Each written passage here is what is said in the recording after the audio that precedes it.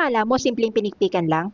Pero sandali, gawin nating adobo flakes na super crispy and swak na swak sa kanin. Una, himayin natin ng manok.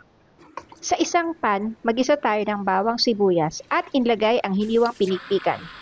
Wow na wow! Sa amoy pa lang, ulam na! Ilagay ang toyo, suka, paminta, kaunting magic at konting sugar. Haluin mabuti hanggang maging crispy. Yan. Boom! Mula pinikpikan, naging adobo flakes. Pwedeng pang ulam, pwedeng pang negosyo. Ano ba hinihintay nyo? Try nyo na! Kung nagustuhan nyo ang video na to, pa-like, follow, and share. Maraming salamat! Akala mo simpleng pinikpikan lang?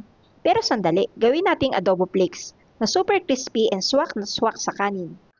Una, himayin natin ng manok. Sa isang pan, magisa tayo ng bawang sibuyas at inlagay ang hiniwang pinikpikan. Wow na wow! Sa amoy pa lang, ulam na! Ilagay ang toyo, suka, paminta, kaunting magic at konting sugar. Haluin mabuti hanggang maging crispy. Yan. Boom! Mula pinikpikan, naging adobo flakes. Pwedeng pang ulam, pwedeng pang negosyo. Ano ba hinihintay nyo? Try nyo na! Kung nagustuhan nyo ang video na to, pa-like, follow, and share. Maraming salamat!